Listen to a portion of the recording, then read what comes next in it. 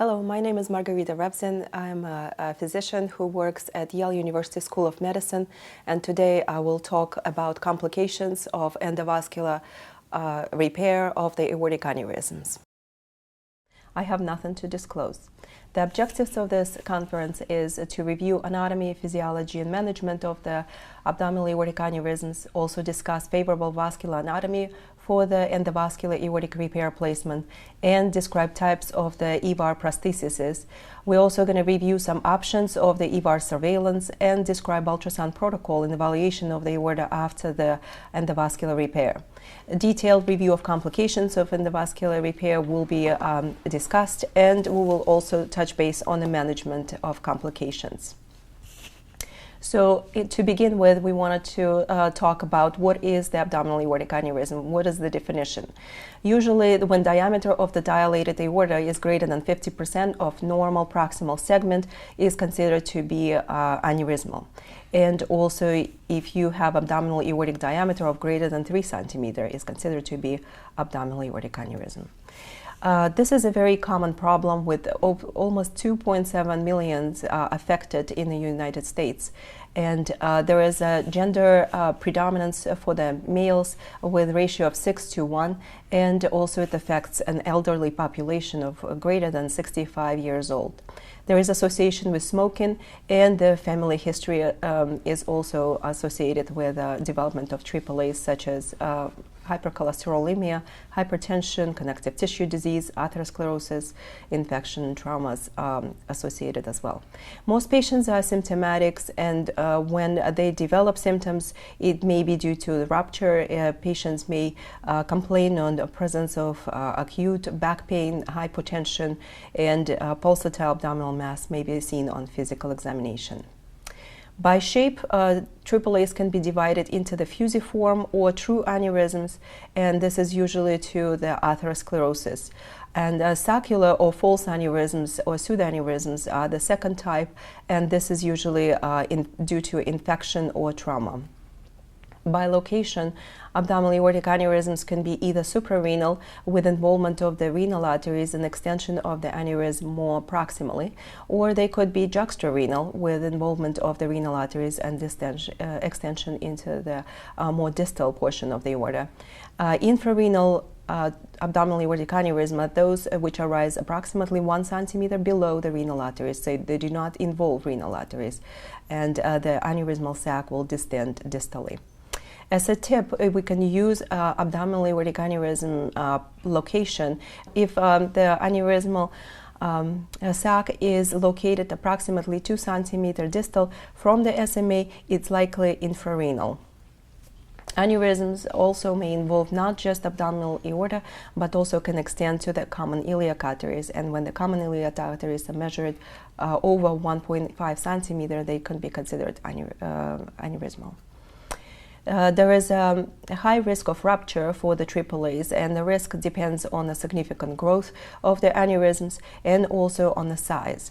So if the aneurysm is growing over 0.5 centimeter in 6 months or greater than 1 centimeter in 12 months, it is significant.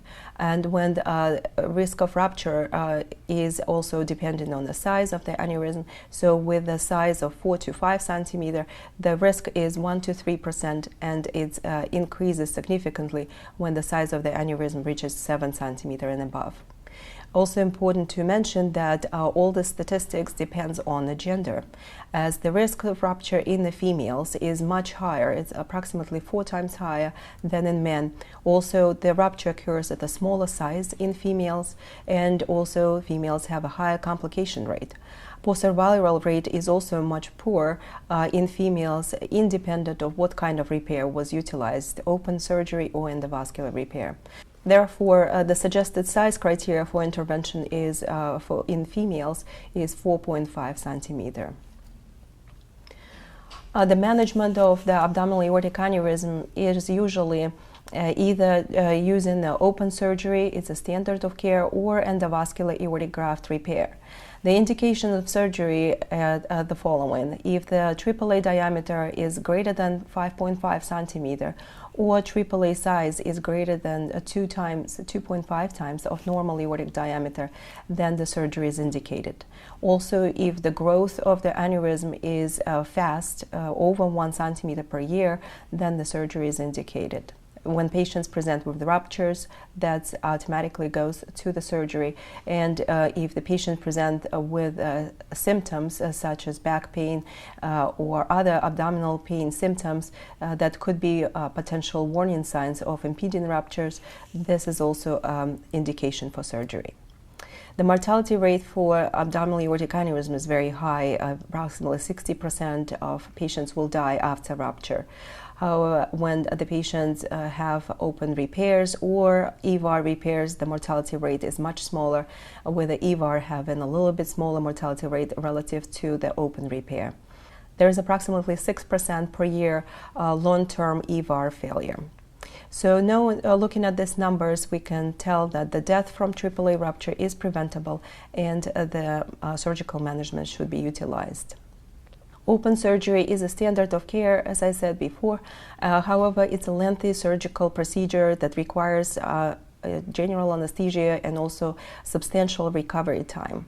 EVARs are a little bit better in the way of recovery and also in the way of mortality, and morbidity is slightly less than the open surgery. It's less invasive procedure, doesn't require that much of time for recovery, and also it's favorable in patients with chronic renal disease and also in patients with COPD and cardiac problems, as there are fewer cardiac events in the perioperative period after EVAR.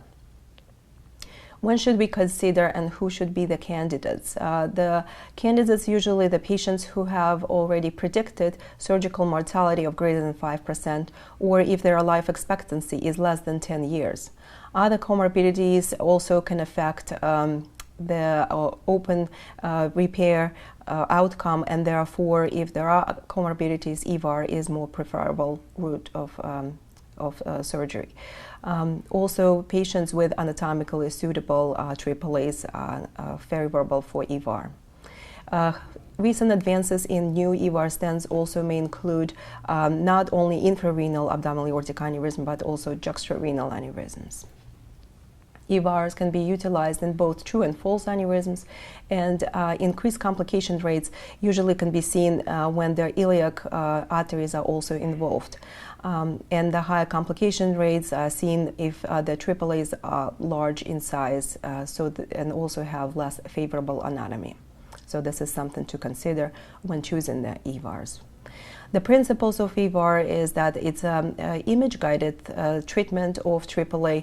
It uses stent graft device and the prosthesis, and device is placed within the native abdominal aorta. It's usually the access is through the common femoral artery, and once it's placed, it's secured proximally and distally to diseased aneurysmal portion of the aorta. It creates a new conduit for blood flow and eliminates triple sag pressurization. The types of EVAR stent grafts are as following. So we have either the ones which are suitable for infrarenal aortas, or we can use a fenestrated EVAR stents which are juxtarenal, could be used in juxtarenal abdominal aortic aneurysms. And some of the most common ones that we see is Zenith and Excluder, AFX, Avation Prime, and Endurant 2. The predictors of EVAR success usually depend on patient vascular anatomy, on neck morphology of the abdominal aortic aneurysm, and also selection of correct endoprosthesis, and it's heavily operator dependent. So neck morphology, usually we look at a few things in the neck. So one of which would be the neck length. The neck length measures usually from the renal artery to the proximal portion of the abdominal aneurysmal sac, and it's a distance that helps to secure the proximal portion of the EVAR stent. So if it's 1.5 centimeter or less, then it may be not as favorable, but approximately 1.5 centimeter requires full landing zone of the infrarenal fixation. The angle is drawn between the flow axis of the suprarenal aorta and the intrarenal neck.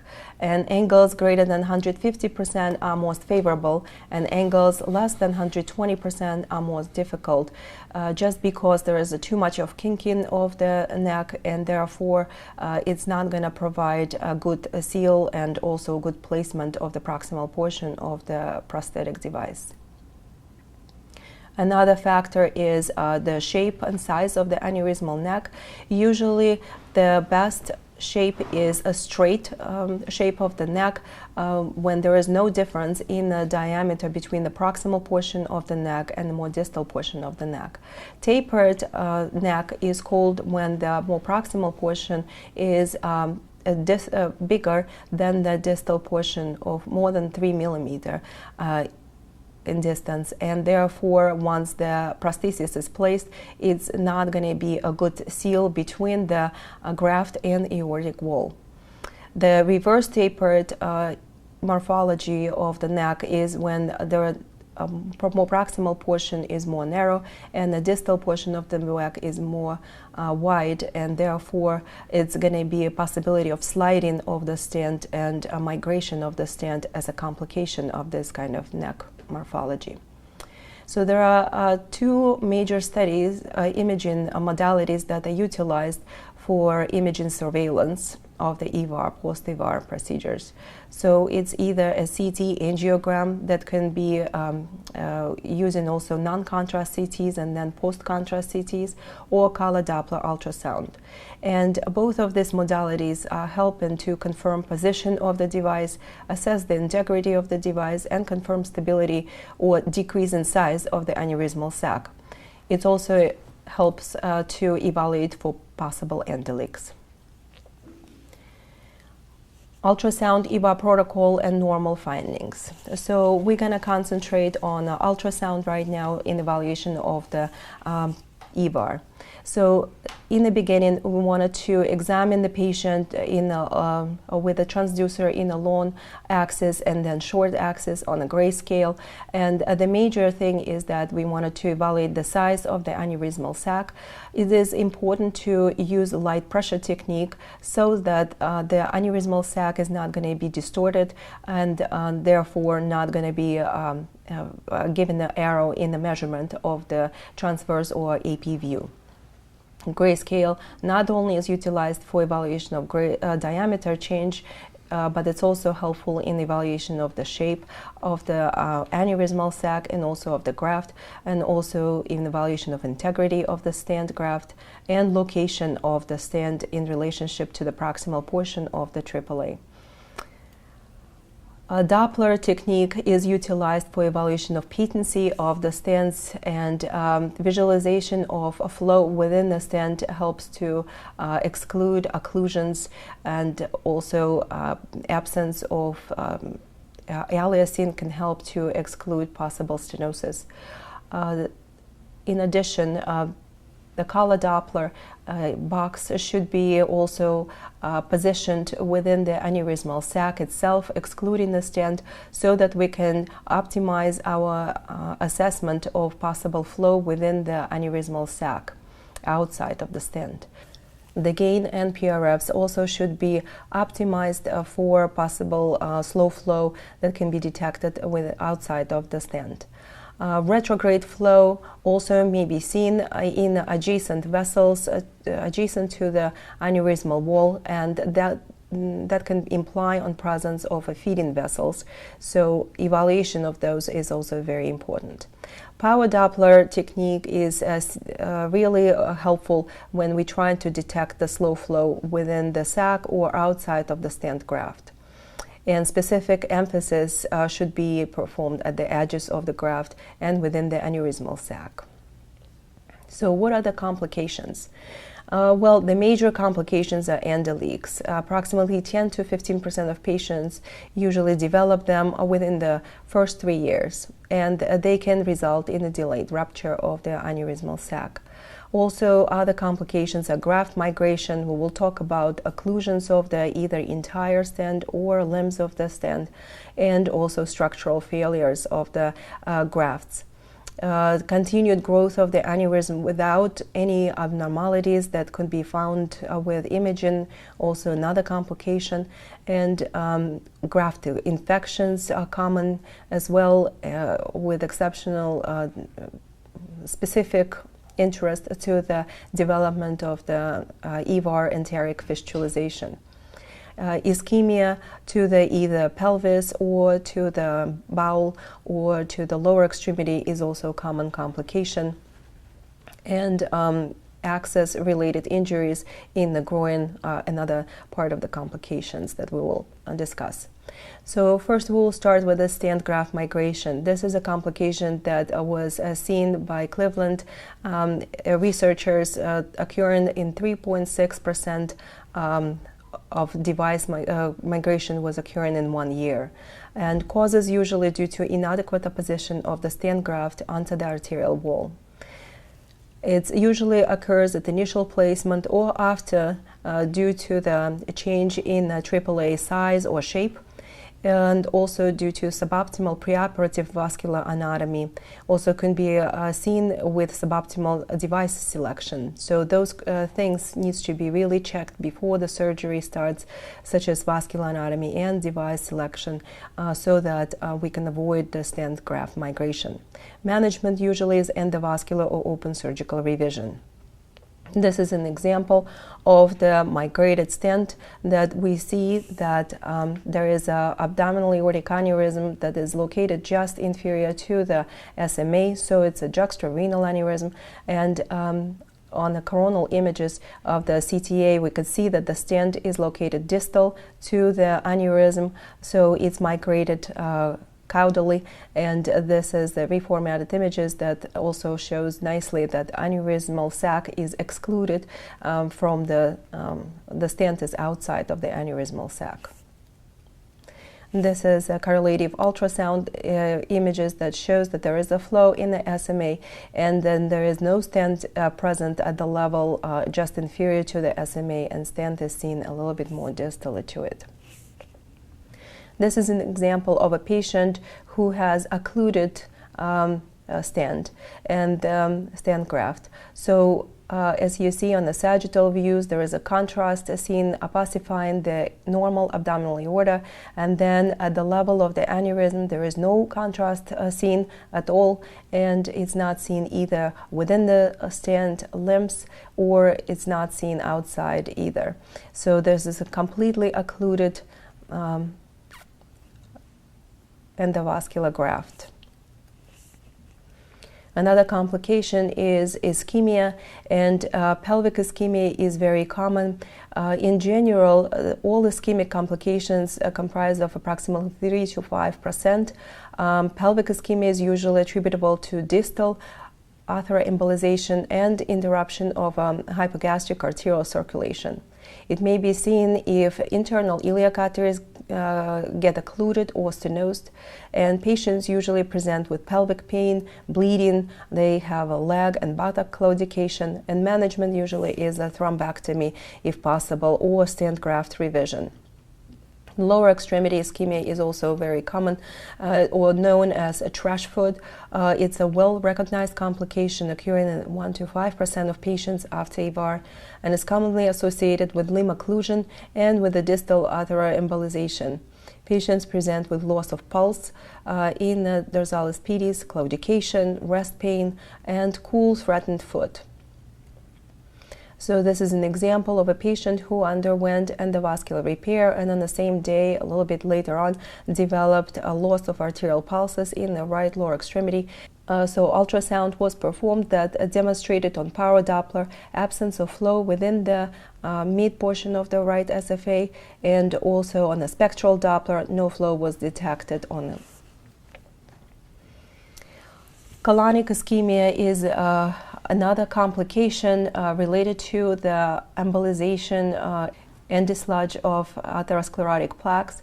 It occurs in up to 1 to 3% of cases after both open repair and EVAR.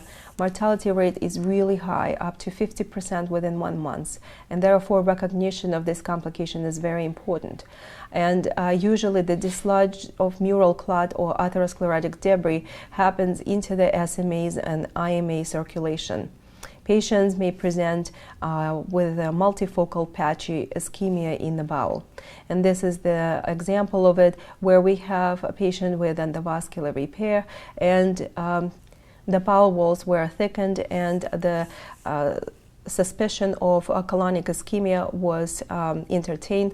Patient underwent a CT evaluation, and if you see, there are 2 days prior to EVAR, the bowel loops appear normal with the thin walls, imperceptible wall. There is air present within the bowel lumen, and on post-EVAR CT, the colon demonstrates a thickening of the wall as well as a fluid-filled wall of the bowel. So this was a raised concern for ischemia of the bowel.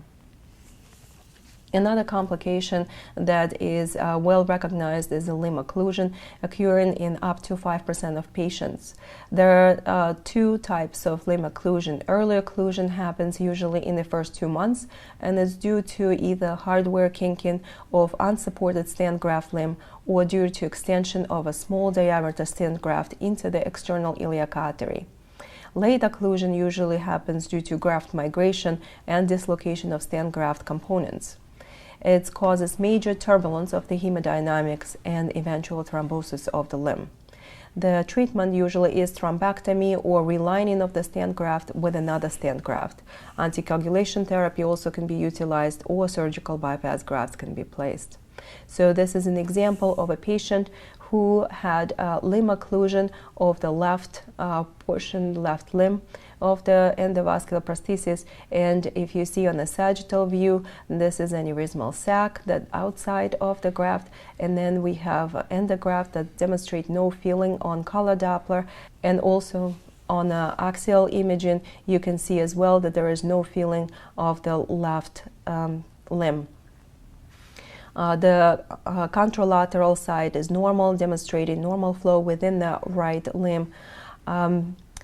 More distal evaluation of the native common iliac arteries demonstrates reconstitution of the vessel with the tardos parvus waveforms within. This is another example of the limb occlusion with correlative angiogram. Conventional angiogram demonstrated that there is absolute no flow within the left limb. Another complication that is related to limb occlusion is limb stenosis, where we can detect high peak systolic velocities within the lumen of the limb graft, and this could be related either to kinking of the limb, or it could be related to atherosclerotic plaque developing within the limb.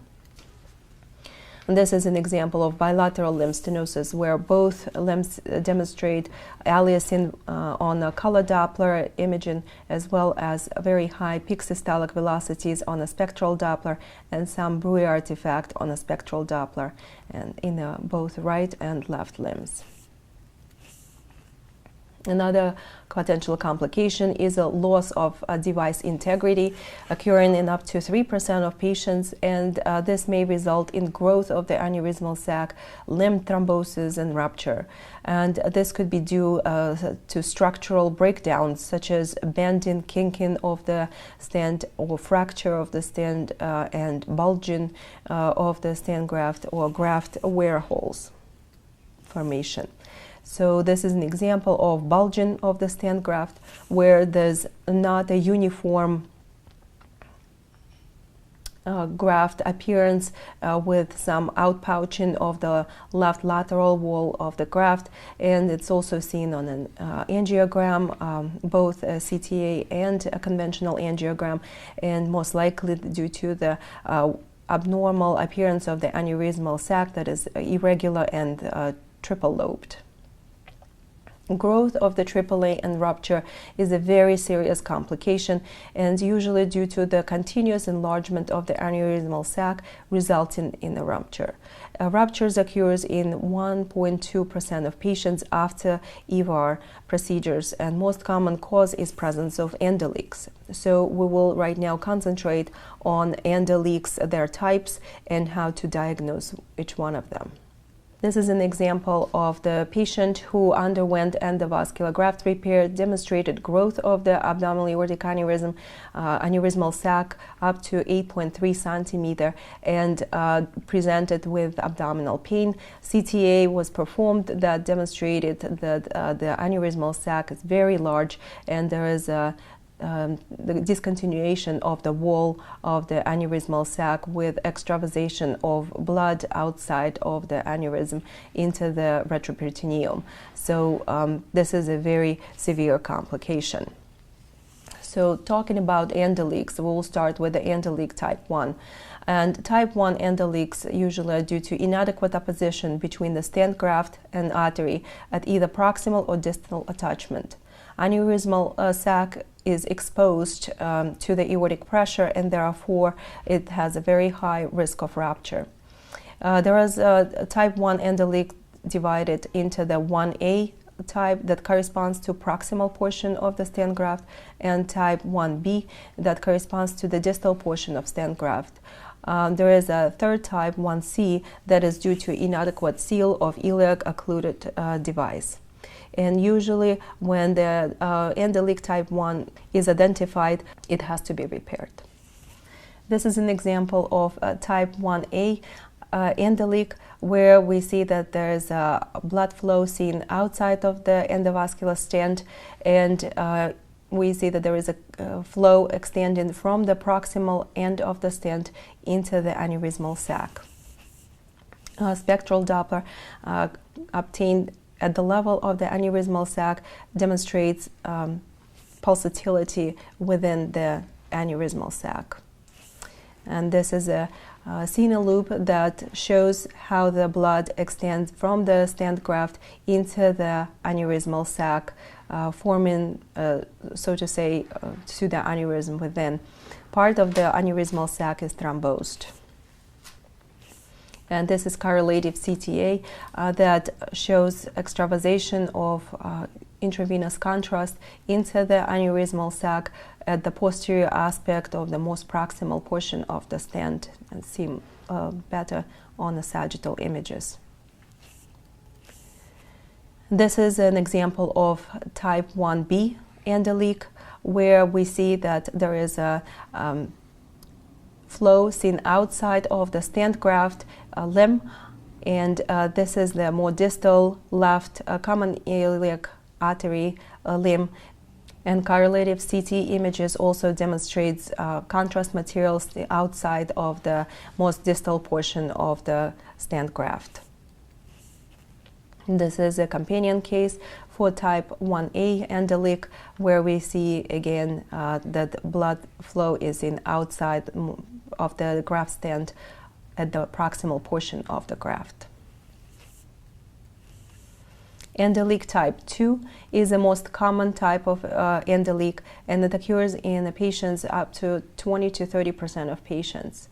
It persists in 10 to 15% of patients after 6 months, and is due to retrograde filling of aneurysmal sac through the branch vessels.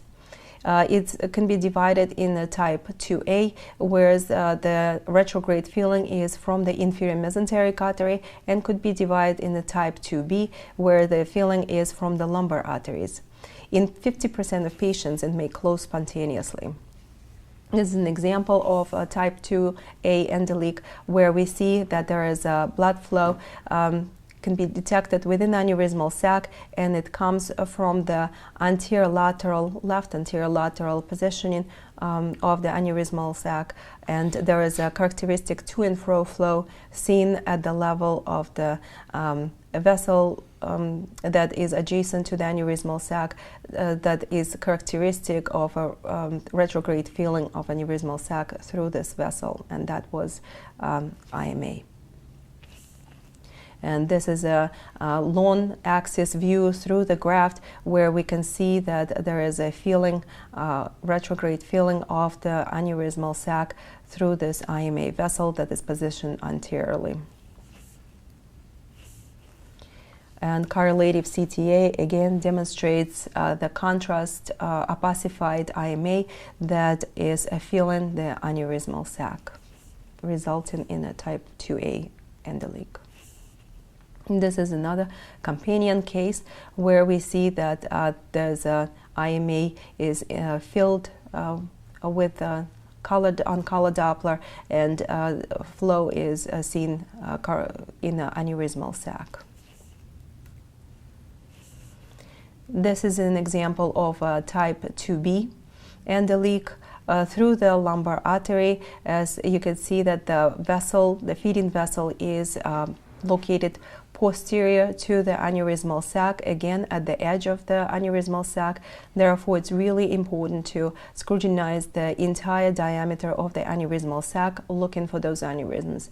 Once you find one, you want to put your spectral Doppler so that you can assess the to and fro flow for to and fro flow within this vessel that would be characteristic for the feeding vessel. And this is the patient, the same patient who underwent embolization of the feeding vessels. So this is the coils within the that fill in the vessel, and we have also pre-images where we can see how this vessels, lumbar vessels, is feeding the aneurysmal sac. So the next type of endoleaks is type 3, which occurs due to either tear in the body of the graft or inadequate apposition of the graft and the wall of the aneurysm, or it's due to the separation of the endograft components. Again, there is going to be exposure of the aneurysmal sac to the arterial pressure, which will cause expansion of the aneurysmal sac and possible rupture. And treatment usually is relining the stent graft with a new stent graft component. So this is an example of the type 3 endoleak where on sagittal view we see that there is disruption of the wall of the graft, and again on the transverse view again we see that there is a small disruption of the wall of the graft, and if we place the spectral Doppler outside of the stent graft, we can detect that there is arterial waveforms can be found. And this is the Sina loops in the transverse plane, which demonstrate that there is a separation of the wall at this level with blood extending into the aneurysmal sac. Type 4 endoleak usually is caused by the too many pores in the graft, and it occurs intraprocedurally, and it's rare and usually resolves after the anticoagulation therapy is discontinued. Newer devices no longer have this issue. So we have multiple pores within the graft, and they all leaking outside into the aneurysmal sac. This is an example of a type 4 endoleak where we see that there is multiple areas where the blood flow is extending from the stent into the aneurysmal sac. We have to and fro flow within this vessels, and the vessels happen at multiple levels and also anteriorly and posteriorly in the same patient. So this is one of the Sina loops, which shows that there is a extent of blood flow outside of the stent, the more lateral and inferior aspect of this graft, and this is an example where it's more posteriorly there is extension of blood flow. This is more anteriorly extension, so it was at least 3 or 4 areas of graft leaking were found, and that's a correlative images, again more laterally and more lateral posteriorly and more anteriorly. Extravasation of contrast from different aspects of the graft itself. Type 5 is the last type of endoleaks that we will discuss today, and it's usually there is no demonstrable cause to it, and it's also known as an endotension. It's a diagnosis of exclusion. usually. So we don't usually find any findings associated with it. The next complication that I wanted to discuss is infection. Again, this is a rare complication. However, even at our institution in the last few years, we saw a lot of patients with infected graft stents. So the incidence is, in the literature, is up to 1%. And if it's not treated appropriately, then it can result in generalized sepsis and death. There are three major mechanisms that can cause the infection of the graft. One of them is the contamination of the graft during the placement. Another one is infection from another remote source such as like appendicitis or infected renal stone or bowel diverticulitis. So somewhere remotely, the patient develops an infection and that can spread to the stent graft. And the last one is development of the aorta-enteric fistula. Management of this complications, usually removal of the entire graft, treatment with antibiotics, and then, if necessary, placement of another graft. So aorta-enteric fistula is a really serious complication and with a high mortality rate, and it's due to communication of the aorta after EVAR treatment with adjacent bowel. There is reflux of air from bowel can be seen into the vascular lumen, and this can be detected either on a CT or ultrasound. And patients may present with blood loss, bloody stools, abdominal pain, sepsis, or hypotension. The management usually is surgical or endovascular intervention. This is an example of it, where on sagittal view we see that there is a graft and there is a persistent attachment of the bowel to the aneurysmal sac. Unfortunately, on these images we were unable to detect echogenic foci within the aneurysmal sac, or on a spectral Doppler sometimes you may find the characteristic peaks that are related to the air that is identified on a spectral Doppler. And this was not present on this examination. Correlative CT images in the axial plane demonstrate large amount of air within the aneurysmal sac and adjacent bowel loops that are close in approximation to the aneurysmal sac, likely resulting in the aorta-enteric fistula. Other things that we can see as a complication of the post-EVAR procedures is a formation of aneurysm just distal to the grafts, and such as in this patient, prior to the EVAR, that I don't have an image of it, there was no evidence of common iliac artery aneurysm, and after EVAR placement, a few months later, the patient developed a 2.5 centimeter aneurysm of the right common iliac artery, and it can be seen right in this area. And this is due to sometimes turbulent flow at the distal portion of the stent graft, and which will result in a formation of aneurysm at this level. And this is the last example that I wanted to discuss, is the access arterial injury, whereas the injury actually happens at the entry site, while the placement of the endovascular stent graft is happens. Usually it occurs in up to 3% of EVAR procedures, and it may include arterial thrombosis of the vessel that is utilized for entry point, also arterial dissection or pseudoaneurysm formation. And most of the times this is due to the large size of the catheters that needs to be advanced into the common femoral arteries for placement of the stent grafts. And this is an example of the pseudoaneurysm in the groin after placement of the EVAR, and we can see that there is a characteristic to and fro flow seen within the neck of the pseudoaneurysm, and this is a yin-yang sign on color Doppler seen within the aneurysmal sac in the groin. As a summary, I wanted to say that EVAR is an effective, minimally invasive procedure that has revolutionized AAA repairs, making intervention safer in high surgical risk patients. Knowledge of the individual's vascular anatomy, appropriate follow-up technique, and prompt recognition of potential complication is essential for accuracy in interpretation of post-procedural imaging studies to ensure success of EVAR.